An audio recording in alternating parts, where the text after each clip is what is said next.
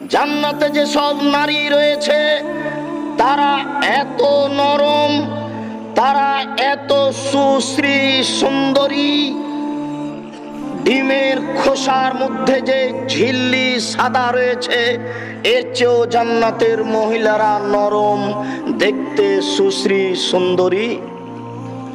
মহান আল্লাহ বলেন অন্য এক স্থানে, কাল্লুলুইল মারজান, জান্নাতের মহিলারা যেন লুকিয়ে রাখা মুক্তা, ঝিনুকের মধ্যে লুকিয়ে রাখা মুক্তা, ওরা যেন ছড়ানো ছিটানো মণীয় মুক্তা। জান্নাত সত্যিকারী ভোগ বিলাসের এক বড় সুন্দর জায়গা। মহান আল্লাহ বলেন ফি সিদরিম মাখলুদ ওয়া জিল্লিম মামদুদ, ফি সিদরিম মাখজুদ ওয়া তালহিম মানজুদ। জান্নাতে রয়েছে কাঁটাবিহীন কুল গাছ, অসংখ্য খাওয়ার জন্য কুল রয়েছে, যেই গাছে কোনো কাঁটা নেই। ওয়া তালহিম মানজুদ, জান্নাতে রয়েছে থরে থরে সাজানো কলা। অজিল্লিম মামদুদ, জান্নাতে রয়েছে বিস্তীর্ণ দীর্ঘ লম্বা লম্বা ছায়া, গাছের ছায়া। আল্লাহর নবী বলেন ইন্না ফিল জান্নাতে শাজারা ইয়াসিরুর রাকিবাল মুসরি মিআম লা ইয়াক্তাউহা। জান্নাতের কোন গাছের ছায়া দিয়ে যদি একটা দ্রুতগামী ঘোড়া 100 বছর চলে তবুও তার ছায়া শেষ করতে পারবে না। তাই মহান আল্লাহ বলেন যিল্লিম মামদুদ, বিস্তীর্ণ ছায়ার ব্যবস্থা রয়েছে, তা হবে স্বর্ণের বানানো গাছের ছায়া। মহান আল্লাহ বলেন ওয়ামাইম মাসকুব, সেখানে রয়েছে পানির ঝর্ণা। মহান আল্লাহ বলেন মাসালুল্লাযিল উইদাল মুত্তাকুন মাসালুল্লাতী মাসালু জান্নাতিল্লাতী উইদাল মুত্তাকুন। ওই জান্নাতের দৃষ্টান্ত যেই জান্নাত পরহেজগার মুত্তাকি মানুষের জন্য নির্ধারণ করা হয়েছে। ফিহা আনহারুম মিন মাইন গায়রি আসিন, সেখানে পানির ঝর্ণা রয়েছে যার স্বাদ কোনোদিন পরিবর্তন হবে না, যার রং কোনোদিন পরিবর্তন হবে না। وأنهار من لبن وأنهار من لبن لم يتغير طعمه, সেই জান্নাতে রয়েছে দুধের ঝর্ণা যার স্বাদ কোনোদিন পরিবর্তন হবে না। وأنهار من خمر لذة للشاربين, জান্নাতে রয়েছে শরবতের ঝর্ণা যার স্বাদের কথা আপনাকে স্পষ্ট করে বুঝানো বড় জটিল ও কঠিন। মহান আল্লাহ বলেন সেখানে রয়েছে মধুর ঝর্ণা, যেই মধু আজীবন পান করলেও তাতে কোনো খড় কুটা বা মাছির ডানা পড়ে আছে এরকম কিছু পাওয়া যাবে না। সত্যিকারী জান্নাত মানুষের জন্য বড় উপভোগের বস্তু। আবু হুরায়রা রাদিয়াল্লাহু তাআলা আনহু বলেন রাসূল সাল্লাল্লাহু আলাইহি সাল্লাম একদিন বললেন ওয়াদানি রব্বি আন ইউদখিলাল জান্নাতা মিন উম্মতি ৭০ আলফান লা হিসাব আলাইহিম ওয়ালা আযাব। মহান আল্লাহ আমার সাথে ওয়াদা করেছেন যে আমার উম্মতের ৭০,০০০ লোককে জান্নাতে দিবেন, যাদের কোনো হিসাব হবে না, যাদের কোনো শাস্তিও হবে না। এরপরেও তিনি বললেন মা কুল্লে আলফিন ৭০ আলফান, প্রত্যেক হাজারের সাথে আরো ৭০,০০০ মানুষ জান্নাতে যাবে যাদের হিসাব হবে না। এরপরে আর একটি বাক্য আল্লাহর নবী বললেন আল্লাহ তাআলা জাহান্নাম থেকে নেবেন সালাসা হাসায়াতিন মিন হাসায়াতি রব্বি। যেদিন মানুষ তার পাপ অনুপাতে জাহান্নামে চলে যাবে, নেকি অনুপাতে জান্নাতে চলে যাবে। নবীদের সুপারিশ ক্রমে কিছু মানুষ জান্নাতে যাবে, ভালো মানুষের সুপারিশ ক্রমে কিছু মানুষ জান্নাতে যাবে। এরপরে আল্লাহ তাআলা নিজের এই অঞ্জলি জাহান্নামের মধ্যে ঢুকে 3 অঞ্জলি মানুষকে জাহান্নাম থেকে বের করে জান্নাতে দিবেন। জান্নাত বড় আনন্দের জায়গা। জান্নাত পাওয়ার পরিকল্পনায় সার্বিক চেষ্টা করি, আল্লাহ যেন আমাদের জান্নাত তাকদিরে দেন, আল্লাহুম্মা আমিন। আবু হুরায়রা রাদিয়াল্লাহু তাআলা আনহু বলেন, রাসূল সাল্লাল্লাহু আলাইহি সাল্লাম বললেন, ইন্না ফিল জান্নাতি লা গুরাফান, অবশ্যই জান্নাতে এমন কতগুলি ঘর রয়েছে, তুরা বুতুনহা মিন খারিজিহা ও জুহুরুহা মিন বুতুনিহা ও বুতুনহা মিন জুহুরিহা, যেই ঘরের বাহির থেকে ভিতর দেখতে পাওয়া যায় এবং ভিতর থেকে বাহির দেখতে পাওয়া যায়।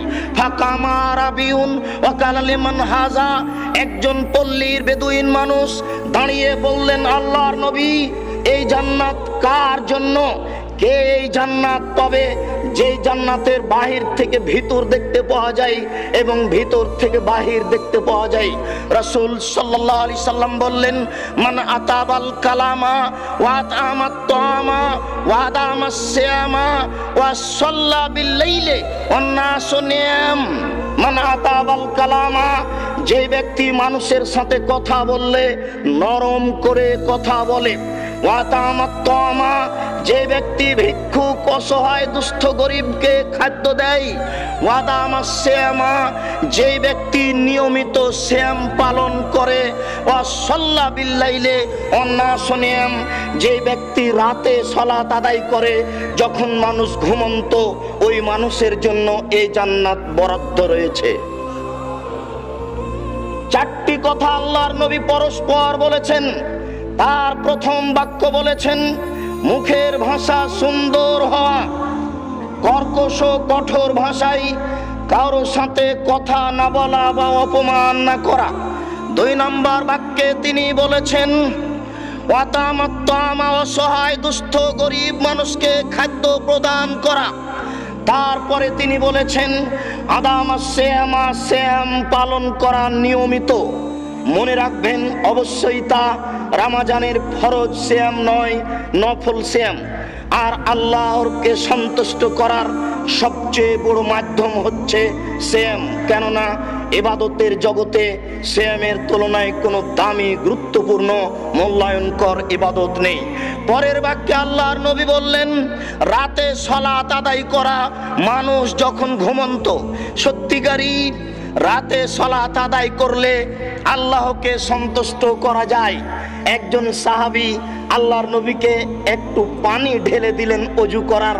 আল্লাহর নবী খুশি হয়ে বললেন যে, তুমি আমার কাছে কিছু চাও, সাল মা শেতা, তুমি আমার কাছে কিছু চাও। তো একটু থেমে সাহাবী বলছেন, কি আর চাইবো, আমি চাচ্ছি মুরাফাকাতাকা ফিল জান্নাহ, আমি আপনার সাথে জান্নাতে থাকতে চাই। তখন আল্লাহর নবী বলছেন, আওয়া গায়রা জালেক, এছাড়া অন্য কিছু চাও। মানে আল্লাহর নবী খোলাভাবে চাইতে বলেছেন, কিন্তু লোকটা যে এইভাবে চাইবেন তা হয়তো বা তিনি খেয়াল করেননি। আল্লাহর নবী বলেছেন খুশি হয়ে যে, চাও কিছু। তখন লোকটি বলছে যে, আমি আপনার সাথে জান্নাতে থাকতে চাই। আল্লাহর নবী বলছেন যে, না, এটা ছাড়া অন্য কিছু চাও। তো সাহাবী বলছেন যে, ওটাই চাই। আল্লাহ রাসূল বললেন, আইন বিকাসরাতিস সুজুদ, তুমি আমাকে সুযোগ করে দাও, বেশি বেশি সিজদা করে, বেশি বেশি নফল পড়ে। বেশি বেশি নফল পড়া ছাড়া আমার সাথে জান্নাতে থাকতে পাওয়া যায় না।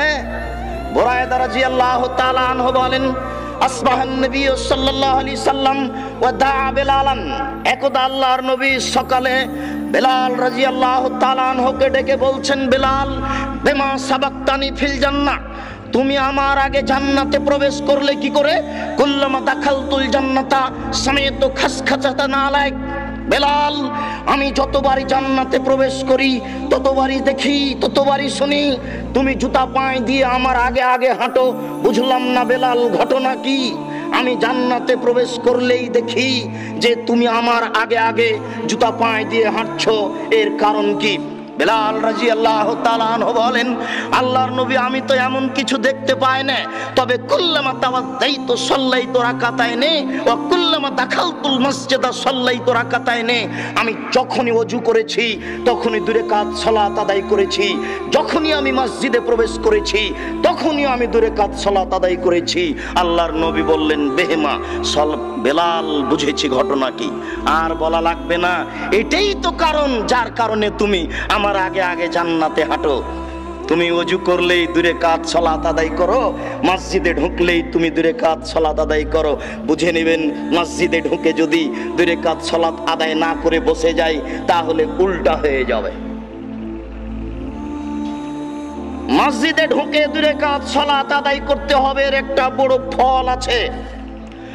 আবু হুরায়রা রাদিয়াল্লাহু তাআলা আনহু বলেন, রাসূল সাল্লাল্লাহু আলাইহি সাল্লাম বললেন, দাখালতুল জান্নাতা ফাইযা আনা বিকাসরিন মিন যাহাবিন।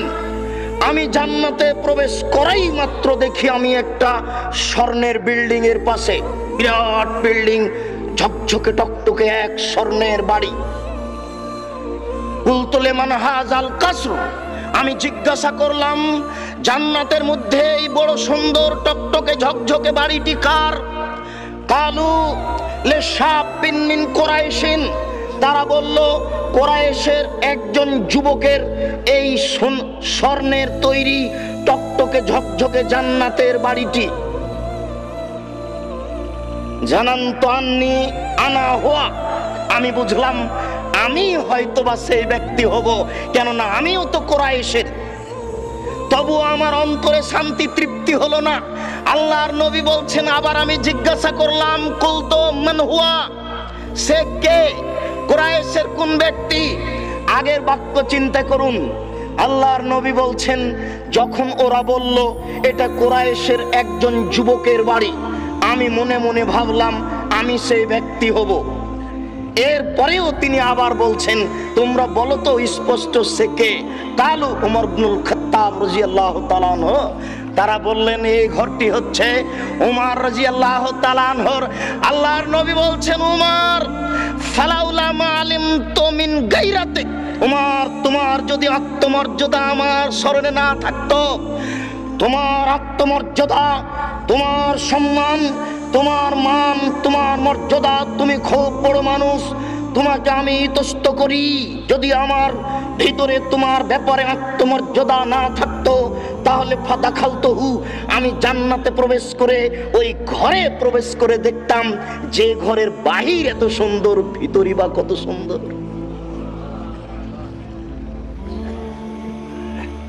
আল্লাহর নবী উমর রাদিয়াল্লাহু তাআলা আনহুকে এইভাবে মূল্যায়ন করছেন। উমর রাদিয়াল্লাহু তাআলা আনহু বলছেন, ইয়া রাসূলুল্লাহ আনতা আগারুলি, আপনি আমার এই আত্মমর্যাদা এইভাবে চিন্তা করেন। এই কথা বলে তিনি কাঁদতে লাগলেন। এই জান্নাত পাওয়ার আশায় রাসূলের পদ্ধতিতে চলার চেষ্টা করতে হবে। আবু হুরায়রা রাদিয়াল্লাহু তাআলা আনহু বলেন, রাসূল সাল্লাল্লাহু আলাইহি সাল্লাম বলেছেন, সালাসাতুন লা তারা আয়ুনুহুমুন নারা, 3 শ্রেণীর চক্ষু জাহান্নামকে দেখবে না, ওরা জান্নাতে যাবে। 3 শ্রেণীর চক্ষু, 3 শ্রেণীর মানুষ জাহান্নামে যাবে না, ওরা জান্নাতে যাবে। আইনুন বাকাত মিন খাশিয়াতিল্লাহ, ওই চক্ষু জাহান্নামে যাবে না, জান্নাতে যাবে। যে চক্ষু আল্লাহর ভয়ে কাঁদে। কোনদিন আল্লাহর ভয়ে কান্না আসে কি? এরকম হয় কি? মরণ আপনার পাশ থেকে দূরে সরে গেছে, এই জন্য আপনি আল্লাহর ভয়ে কাঁদাও ভুলে গেলেন। প্রতিপালক তুমি বড় দয়াবান, তুমি বড় ক্ষমাবান, তুমি একটু দয়া করো, তুমি আমাকে জাহান্নাম থেকে রক্ষা করো, জান্নাত আমাকে দান করো, তুমি একটু দয়া করো। এইভাবে গভীর রাতে অন্ধকারে আপনি কোনো সময় আল্লাহকে ভয় করে কাঁদেন কি? আপনার জিহ্বাটা আল্লাহর ভয়ে কোনো সময় আল্লাহকে স্মরণ করে কি? আল্লাহর নবী বলছেন 3 শ্রেণীর চক্ষু জাহান্নামে যাবে না, তার 1 শ্রেণীর চক্ষু হচ্ছে যে চক্ষু আল্লাহর ভয়ে কাঁদে। ওয়া আইনুন হারাসাত ফি সাবিলিল্লাহ, যেই চক্ষু আল্লাহর রাস্তায় পাহারা দেয়, কল্যাণকে খেয়াল করে, অকল্যাণ